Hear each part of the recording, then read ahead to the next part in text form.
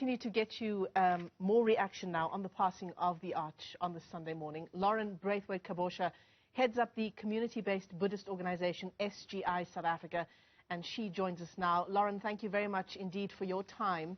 I wonder if you can give us your reflections this morning and of course, some description of the time that I believe you spent with Archbishop Emeritus Desmond Tutu as well. Thank you so much, Michelle. I am greatly humbled by this opportunity to share this moment with all South Africans as we honor the life of the Arch. What a joyful, profound friendship that you just showed that he had with the Dalai Lama. And that really characterized his feeling and support of and deep belief in interfaith dialogue.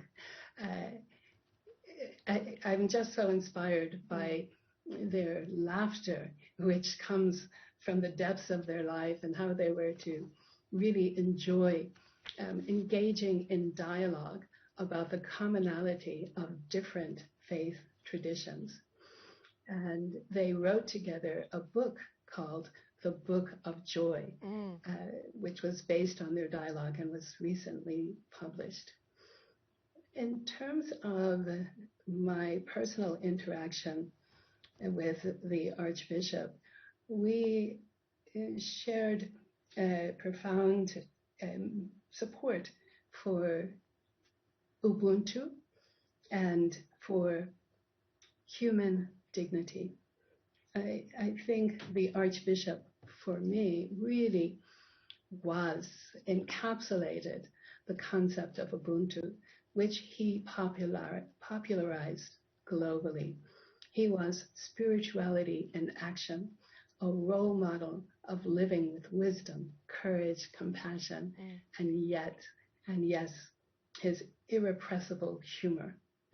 In the darkest days of apartheid and in the troubling times we faced, his was the voice of conscience and truth for so many years, for so many of us.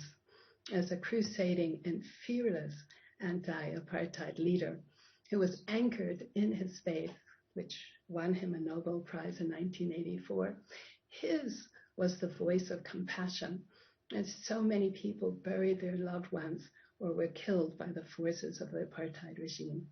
He played a role of a peacemaker when peace was thought by some to be impossible. With such wisdom, dignity, grace, compassion, and courage, as a Buddhist community, we pay appreciation and gratitude and honor the life and pay homage to this towering giant of a human being, what we call a hero of the world. He was truly a man of profound love for humanity and integrity. So we have and send our deepest condolences to his family, and especially to Mom Leah Tutu. We offer our prayers for his eternal life. And the short interaction that I had with him, it was at COP17. It was 10 years ago that the world came together in South Africa, looking 10 years ago at environmental conditions that would lead to climate change. His was a clarion call to the world. He brought world leaders and Nobel laureates from across the planet to South Africa to talk then, 10 years ago, about climate change and environmental conditions, really broadening people's understanding then. And there was a coming together of religious leaders who shared their views at that time.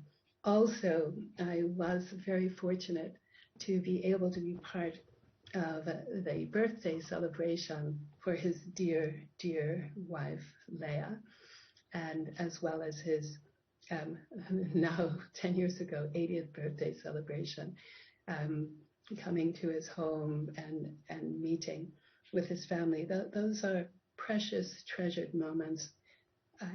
And his life really inspires us, inspires me, will be a continuous flame of inspiration in the hearts of South Africans. Yeah. Loren, you know, I want to talk about the theme of laughter, which has been such a big theme as we reflect on the life of the Archbishop Emeritus Desmond Tutu. And you talked about this incredible friendship that he clearly had with the Dalai Lama. And you also said, you know, laughter that comes from the depths of the life that they both have lived. And laughter and joy for the Arch, certainly on the face of it, for those of us who didn't know him personally, it was something that he had despite moments of incredible distress. He found that there was some solace in laughter and in joy. And I think that's the lesson that he came in part to teach humanity. You know, within our Buddhist faith, we try to change suffering into happiness, change poison into medicine, change the suffering of birth, old age, sickness, and death into the joy of life, really finding joy in each moment, despite the fact that it is, you're facing the darkest night, you're facing death, you're facing torture, you're facing economic deprivation, you're facing so many things.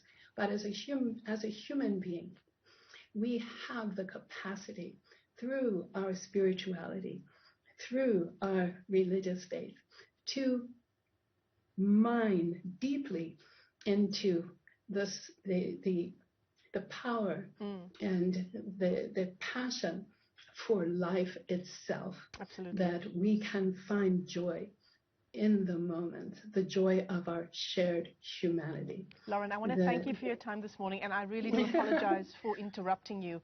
We're coming up to the top of 5 o'clock, but Loren, thank you so much for joining us this afternoon. Loren Braithwaite-Kabosha heads up the community-based Buddhist organization, SGI South Africa.